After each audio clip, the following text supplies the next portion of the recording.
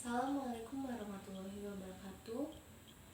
Nama saya Hafiza Novira, NPM 217555048. Di sini saya akan menjelaskan tentang akuntansi sektor publik.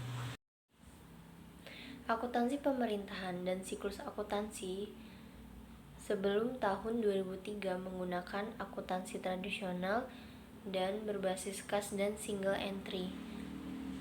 Pada tahun 2023 sampai 2004 menggunakan Undang-Undang Keuangan Negara, dan yang kedua Perbendaharaan Negara.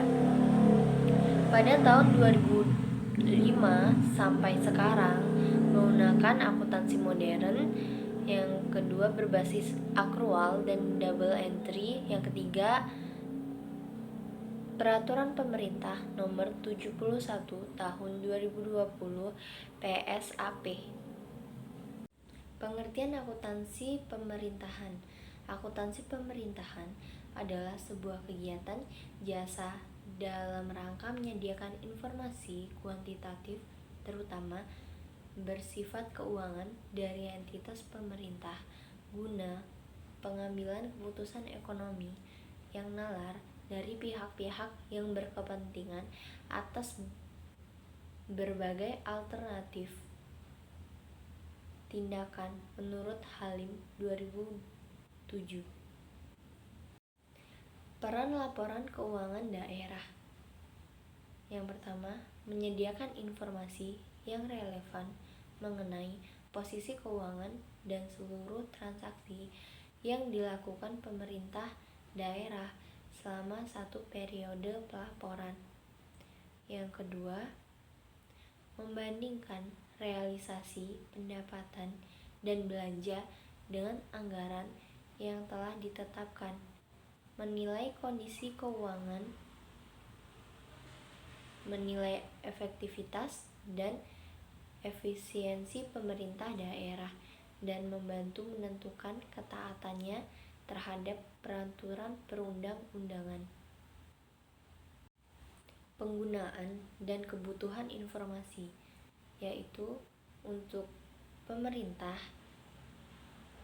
yang kedua untuk masyarakat, yang ketiga wakil rakyat, DPR atau DPRD, lembaga pengawas dan lembaga pemeriksa. Yang keempat, pihak yang memberi atau berperan dalam proses donasi, investasi, dan pinjaman.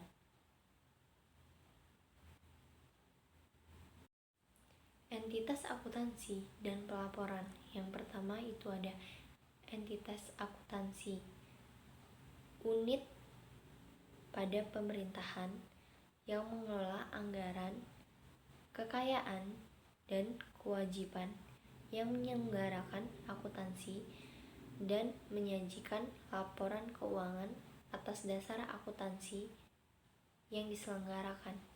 Yang kedua, entitas pelaporan, unit pemerintahan yang terdiri dari satu atau lebih entitas akuntansi yang menurut ketentuan peraturan perundang-undangan wajib menyajikan laporan keuangan yang bertujuan umum.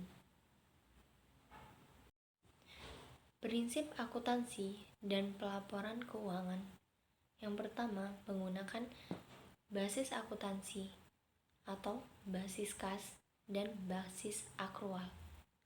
Yang kedua, menggunakan prinsip historis. Yang ketiga, prinsip realisasi. Yang keempat, prinsip substansi mengguguli bentuk formal. Yang kelima, prinsip periodisitas. Yang keenam, prinsip konsistensi. Yang ketujuh, prinsip pengungkapan lengkap. Yang kedelapan, prinsip penyajian wajar. Jenis dan bentuk laporan keuangan. Yang pertama, laporan realisasi anggaran atau LRA. Yang kedua, laporan perubahan saldo anggaran lebih atau LPSAL. Yang ketiga, laporan operasional atau LO. Yang keempat, laporan perubahan ekuitas. Yang kelima, neraca.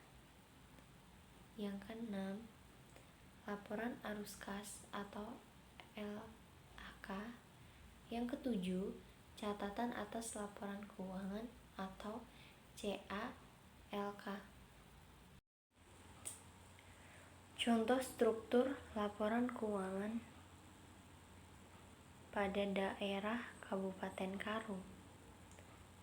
Yang pertama itu ada contoh laporan realisasi APBN. Yang kedua ada neraca, dan yang ketiga ada laporan perubahan saldo anggaran lebih. Saya akhiri, apabila ada salah kata atau ada yang kekeliruan, saya mohon maaf. Saya akhiri. Wassalamualaikum warahmatullahi wabarakatuh.